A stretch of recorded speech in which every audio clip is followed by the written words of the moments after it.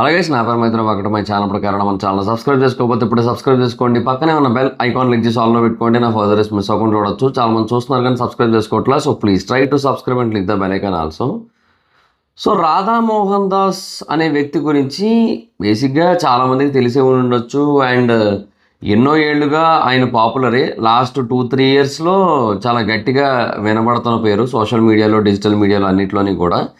And ఈ మధ్యకాలంలో కొంచెం ఎక్కువగా వినబడుతుంది ఆయన పేరు. సో ఈ రాధా మోహన్ దాస్ గారు చెప్పింది రైటా రాంగా, అసలు ఎందుకు ఇదంతా మొదలైంది అనేది కొంచెం క్లియర్గా అర్థం చేసుకోవడానికి ట్రై చేద్దాం. First of all Radha Mohan Das గారు మాట్లాడేది ఏంటంటే ఇంకా చాలామంది తెలిసిందే. ఆయన అగెయిన్స్ట్ జీసస్ ఉంటారు, అగెయిన్స్ట్ క్రిస్టియానిటీ ఉంటారు. జీసస్ అని కూడా కాదు, it's like Christianity. It's like ఆ క్రిస్టియన్ కన్వర్షన్స్ ఏవైతే ఉంటాయో వాటికి అగెయినిస్ట్గా ఉంటూ వాటి గురించి మాట్లాడుతూ వాటిని వ్యతిరేకిస్తూ ఉంటారు. సో ఆ క్రమంలో కొంచెం హార్ష్గా ఉంటుంది రెస్పాన్స్, రియాక్షన్ అంతా కూడా. అండ్ ఆ మాట్లాడే విధానం అంతా కూడా కంప్లీట్గా కొంచెం గట్టిగానే హార్ష్గా ఉంటుంది. అండ్ అలాగే ఈ ఇస్లాం రిలేటెడ్గా కూడా ఏవైతే కొన్ని థింగ్స్ ఉంటాయో వాటి గురించి కూడా కొంచెం హార్ష్గా మాట్లాడేటప్పుడు ఆటోమేటిక్గా డెఫినెట్గా కొంతమందికి అయితే నచ్చదు కదా. సో దానివల్ల ఏంటంటే ఆయన ఒక సెక్షన్ ఆఫ్ పీపుల్కి కొంతవరకు నచ్చకపోవచ్చేమో కానీ, బట్ జనరల్గా అసలు ఇదంతా కూడా ఎక్కడ స్టార్ట్ అయింది అంటే, ఇదంతా కూడా సెక్యులరిజం అనే పేరుతోనో లేదంటే క్వశ్చనింగ్ ద బిలీఫ్ సిస్టమ్ అనే ఒక పేరుతోనో కేవలం హిందుత్వాన్ని మాత్రమే టార్గెట్ చేసినప్పుడు మొదలైంది ఇదంతా కూడా. సో అంటే సెక్యులరిజం అనేది కేవలం హిందువులకే వర్తిస్తుంది, ఇంకెవరికి వర్తించదు అనేటటువంటి ఫీలింగ్ ఏదైతే ఉందో దాని నుంచి మొదలైంది ఇదంతా కూడా. ఒక 15 నిమిషాలు టైం ఇవ్వండి, మొత్తం హిందువులందరినీ కూడా చంపేస్తాము అన్న మాట ఏదైతే ఉందో అక్కడి నుంచి మొదలైంది ఇదంతా కూడా. అప్పటికి రాధామోహన్ దాస్ అనే వ్యక్తి లేడు కూడా మార్కెట్లో. అదండి ఇదంతా కూడా అప్పుడు స్టార్ట్ అయింది. ఇదంతా రాధామోహన్ దాస్ సృష్టించింది. రాధామోహన్ దాస్ ఏమంటారు ఆ మత విద్వేషాలు రెచ్చగొడుతున్నాడు అనేది అవాస్తవం అనిపిస్తుంటుంది నాకు. ఎందుకంటే రాధామోహన్ దాస్ అనే పర్సన్ ఈజ్ కౌంటరింగ్. అంటే ఆయన ఆల్రెడీ వస్తున్నవి ఏవైతే ఉన్నాయో వాటికి కౌంటర్స్ ఇస్తూ హార్ష్గా మాట్లాడుతున్నాడు ఆయన, అంతే. అంతకు మించి ఇంకేమీ లేదు. ఈ క్రిస్టియన్ కన్వర్షన్స్ ఏవైతే ఉన్నాయో ఆ క్రిస్టియన్ కన్వర్షన్స్ అది ఇంటెన్షనల్గా జరగట్లేదు చాలా చోట్ల అనేది ప్రపంచం మొత్తానికి తెలిసిన విషయం. ఎందుకంటే ప్రపంచంలో చాలా దేశాల్లో జరుగుతూ ఉంటాయి, చాలా చోట్ల జరుగుతూ ఉంటాయి రిలీజియస్ కన్వర్జన్స్. సో ఇది భారతదేశంలో కొంచెం ఎక్కువగా జరుగుతుంది, ఎందుకంటే జనాభా ఎక్కువ కాబట్టి. అండ్ భారతదేశంలో రూరల్గా ఎవరైతే ఉంటారో, రూరల్ సైడ్ ఎవరైతే ఉంటారో వాళ్ళందరినీ కూడా ఎక్కువగా టార్గెట్ చేసుకొని, ఎవరైతే ఫైనాన్షియల్లీ వీకర్ సెక్షన్ పీపుల్ ఉంటారో వాళ్ళందరి మైండ్ సెట్స్ కానీ లేదంటే ఏమంటారు ఆ వీక్ మూమెంట్. ఇప్పుడు వాడు సడన్గా ఎవరైనా కూడా వచ్చి మేము మీకు ఇట్లా డబ్బులు ఇస్తామనో, లేదంటే ఇట్లా మంత్కి ఇంత అని రేషన్ ఇస్తామనో, లేదంటే మెడికల్ ఫెసిలిటీస్ ఇస్తామనో, ఎడ్యుకేషన్ ఫెసిలిటీస్ ఇస్తామనో ఇలాంటివన్నీ చెప్తే ఆబ్వియస్లీ ఆ టైంకి ఆ మూమెంట్కి ఒక తెలియని ఏమంటారు టెంప్టేషన్ వస్తుంది. సో అది ఓకే చెప్పేస్తారనమాట. సో ఇవన్నీ కూడా భారతదేశంలో చాలా చోట్ల జరుగుతున్నాయి. అది ఆంధ్రప్రదేశ్లో కూడా జరుగుతోంది, తెలంగాణలో కూడా జరుగుతోంది, మనకు అందరికీ తెలిసిందే. ఈ రిలీజియస్ కన్వర్షన్స్ అనేవి చాలా అంటే చాలా ఎక్కువ స్థాయిలో ఉన్నాయి. అండ్ ఆ కన్వర్జెన్స్ అనేవి ఓ పక్క జరుగుతూనే మరొక పక్క మత ప్రచారాలు కూడా చాలా ఎక్కువగా జరుగుతూ ఉంటాయి. ఇవన్నీ కూడా మనకి స్టార్ట్ అయింది కంప్లీట్గా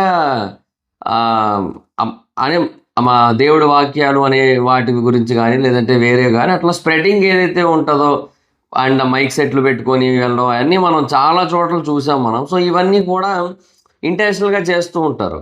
సో ఆ తర్వాత మన దగ్గర మొదలైంది ఇస్కాన్లో కూడా ఉంటుంది. కానీ ఇస్కాన్ నేను నోటీస్ చేసింది ఏంటంటే ఏది కూడా బలవంతం అనేది ఉండదు, ఎక్కడా కూడా ఫోర్స్ఫుల్ నేచర్ అనేది ఉండదు ఇస్కాన్ ఏదైతే బయటకు వచ్చి కొంచెం ప్రచారం చేస్తుంటారో ఈ భగవద్గీతలు అవి పట్టుకొస్తుంటారు అండ్ ఇవన్నీ కూడా ఉన్నాయి కదా. సో వాటిలో ఎక్కడా కూడా ఫోర్స్ కనబడదు.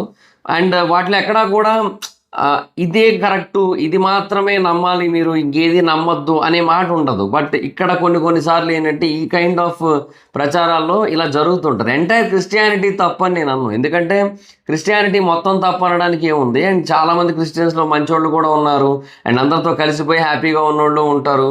ఆ రిలీజియస్ భేదభావాలు ఏమీ లేకుండా ఉన్నోళ్ళు చాలామంది ఉంటారు. బట్ ఏమంటే కొన్ని మిషనరీస్కి ఇంకా అదే మెయిన్ టాస్క్, అండ్ అందుకే వాటికి ఫండింగ్ కూడా వస్తూ ఉంటుంది వేరే కంట్రీస్ నుంచి. రిలీజియస్ కన్వర్షన్సే వాళ్ళ మెయిన్ ఎజెండా. ఇదంతా కూడా ఈ బేసిస్ మీద నడుస్తూ ఉంటుంది. ఈవెన్ ఇది ఇప్పటి నుంచి కాదు, ఇది ఎప్పటి నుంచో మొదలైంది, మదర్ తెరిసా టైం నుంచి మొదలైంది ఇదంతా కూడా.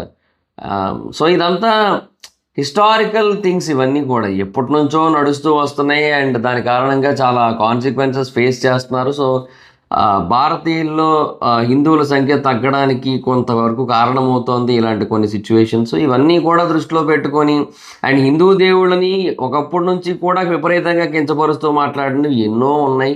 సో ఎన్నోసార్లు చాలా దారుణంగా మాట్లాడిన సందర్భాలు ఉన్నాయి. ఒక ఒక ఒక హిందువు అల్లా గురించి కానీ, లేదంటే ఒక హిందువు యేసుక్రీస్తు గురించి కానీ ఏదైనా కొంచెం పరుష పదాలు ఉపయోగించి మాట్లాడినట్టయితే దాని తాలూకా రెస్పాన్స్ డిఫరెంట్గా ఉంటుంది. అంటే క్రిస్టియన్స్లోని ముస్లిమ్స్లోని ఆ యూనిటీ ఉంటుంది. బట్ హిందువుల్లో యూనిటీ అనేది ఇంతకుముందు లేదు. ఇంతకుముందు చాలా వరకు యూనిటీ లోపించింది, చాలా వరకు తగ్గిపోయింది ఇంతకుముందు. బట్ కరోనా తర్వాత అనుకుంటా కొంతవరకు ఆ యూనిటీ అనేది పెరిగింది నన్ను అడిగితే. కరోనా తర్వాత ఏం జరిగిందో, మనుషుల్లో ఎట్లా మార్పు వచ్చిందో తెలియదు, కానీ మొత్తానికి పీపుల్లో యూనిటీ అయితే పెరిగింది. ఎస్పెషల్లీ హిందూస్లో ఆ యూనిటీ పెరిగింది. సో కొంతమంది ఇప్పుడు ఏమైనా మాటలు కనుక మాట్లాడినట్టయితే అంటే ఎదురెళ్తున్నారు, ఇది కరెక్ట్ కాదు అంటున్నారు, కొంచెం గట్టిగానే చెప్తున్నారు, మామూలుగా చెప్పట్లేదు, కొంచెం గట్టిగానే చెప్తున్నారు. సో ఇప్పుడు కొంచెం మారింది. అంటే మనకు అఖండ సినిమాలో ఒక డైలాగ్ ఉంటుంది, అహింస పరమో ధర్మ అనేది హిందుత్వంలో ఉన్నది అని చెప్పి అది చాలా వరకు రుద్దడానికి ప్రయత్నించారు. బట్ దాని తర్వాత కూడా ఒకటి ఉంది, ధర్మహింస తదేవచ అని చెప్పి. సో అంటే అధర్మాన్ని ఆపడం కోసం చేసే హింస కూడా తప్పు లేదు అన్నట్టుగా కూడా ఉంది. దాన్ని మనకి తెలియకుండా ఇన్నాళ్ళు కూడా కప్పిపుచ్చారు. అదంతా కూడా అదేతుందో నేను ఈ మధ్యకాలంలో సోషల్ మీడియాలో కూడా వింటున్నాను నేను అది. సో అంటే ఆ చేంజ్ అనేది వస్తోంది, ఈ మార్పు అనేది మొదలవుతుంది. ఆ మార్పు అనేది మొదలవుతూ ఈ లవ్ జిహాద్ అనే ఒక కాన్సెప్ట్ మీద కూడా బేసిక్గా పీపుల్కి అవేర్నెస్ పెరుగుతోంది. అండ్ మొన్న రీసెంట్గా ఒక ఇన్సిడెంట్ జరిగింది. ఢిల్లీలోని ఒక యూనివర్సిటీకి సంబంధించిన ఒక వాట్సాప్ చాట్ బయటకు లీక్ అయింది. ఆ వాట్సాప్ చాట్లో ఏముందంటే ముస్లిం అబ్బాయిల గ్రూప్ అది యాక్చువల్గా. అందులో ఒక అబ్బాయి పెట్టిన వాయిస్ మెసేజ్ ఏంటంటే, ఈ కాలేజీలో ఉన్న ఏ హిందూ అమ్మాయి కూడా బయటికి వర్జిన్గా వెళ్ళకూడదని చెప్పి. మీరు కావాలంటే గూగుల్లో సెర్చ్ చేసుకోండి, నేను ఇప్పుడు చెప్పింది మీకు రైటా రాంగా అనే ఒక ఫీలింగ్ మీకు ఏమైనా ఉన్నట్టయితే. Muslim boy WhatsApp chat about university about Hindu girls అని చెప్పి కొట్టండి, మీకు వచ్చేస్తుంది, ఈజీగా వచ్చేస్తుంది. సో అందులో అలా క్లియర్గా చెప్తున్నాడు, ఏ ఒక్క హిందూ అమ్మాయి కూడా ఇక్కడ నుంచి వర్జిన్గా బయటికి వెళ్ళకూడదు, మన టార్గెట్ హిందూ అమ్మాయిలే, మన టార్గెట్ వాళ్ళనే టార్గెట్ చేయండి, వాళ్ళనే అన్నీ చేసేయండి, తర్వాత బయటికి పంపేసేయండి. సో ఇట్లా అనమాట. సో ఇదంతా కూడా ఇది నడుస్తూ ఉంది యాక్చువల్లీ. ఇది లేదు, ఇది కాదు, ఇది కరెక్ట్ కాదు, అది లవ్ జిహాద్ అనేదే లేదు, తప్పు అట్లాగా అదేదో 1-2 ఇన్సిడెంట్లు జరుగుతూ ఉంటాయి అక్కడక్కడ. అది కాదు, అది చాలా చోట్ల జరుగుతున్నాయి. అండ్ చాలామంది హిందూ అమ్మాయిలు ఇట్లాగే ముస్లింలుగా మారిపోవాల్సి వస్తోంది, వాళ్ళకి వేరే ఆప్షన్ లేక, వాళ్ళకి వేరే దారి లేక. సో ఇది జరుగుతోంది.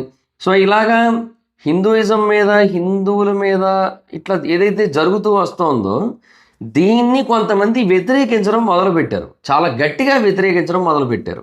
అండ్ అలా వ్యతిరేకించడమే పనిగా కూడా పెట్టుకున్న వాళ్ళు ఉన్నారు.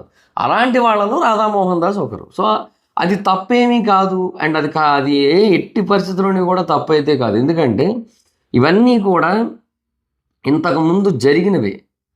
ఈ హిందూయిజం మీద దాడులు, సెక్యులరిజం అంటే ఓన్లీ హిందువులే పాటించాలి, ఇంకెవరో పాటించారు, నిజంగా అలాగే ఉంటుంది ఇప్పటికీ కూడా. మోస్ట్ ఆఫ్ ద టైం చూడండి, ఏదైనా ఒక గుడిని కూల్చేస్తున్నారంటే, తమిళనాడులో ఈ స్టాలిన్ గవర్నమెంట్ వచ్చిన తర్వాత 18,000 గుళ్ళు కూల్చారు. మీరు కావాలంటే రిపోర్ట్ గూగుల్లో ఉంటుంది చూడండి. 18,000 గుళ్ళు కూల్చారు. ఒక్క చోట కూడా ఎక్కడ ధర్నాలు జరిగినట్టుగా కానీ, లేదంటే ఏవో రాస్తారోకలు జరిగాయి ఏం కనబడలేదు నాకు. అదే ఒక మసీదు పేరెత్తండి, వెంటనే వస్తారు. ఇది కరెక్ట్ కాదని చెప్పి. ఇన్ఫ్యాక్ట్ చాలా చోట్ల పోలీసుల మీద కూడా రాళ్ల దాడులు జరిగిన సందర్భాలు ఉన్నాయి. రీసెంట్గానే జరిగాయి ఇవన్నీ కూడా. సో మీరు అందరూ చూసే ఉంటారు కూడా. సో న్యూస్ ఎక్కువగా ఫాలో అయ్యే వాళ్ళకి తెలుస్తుంది దానికోసం. సో అదే జరుగుతుంది. అంటే ఇప్పుడు ఒక వెర్షన్ ఆఫ్ మైండ్ సెట్ ఎట్లా ఉందంటే, ఇంకా వాట్ ఎవర్ ఇట్ హ్యాపెన్స్ అన్నట్టే ఉన్నారు. అండ్ అది రిలీజియన్స్ పరంగా ఇది ఇంకా మా ఇష్టం అన్నట్టే ఉన్నారు. బట్ అవతల వాళ్ళు అలాగే మా ఇష్టం, మేము మెజారిటీ కదా అని అంటే అలా కుదరదు అంటున్నారు, అలా ఒప్పుకోమంటున్నారు. సో అదనమాట.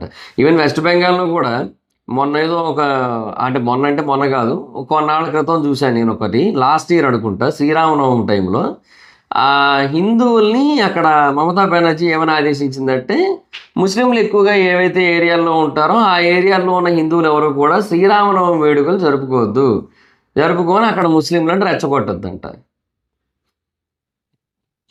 అది ఇలా ఉంది భారతదేశంలో. కాబట్టి sometimes we have to understand that secularism is not only for Hinduism, secularism is for Christianity, secularism is for Islam. అన్నిటికీ వర్తించాలి.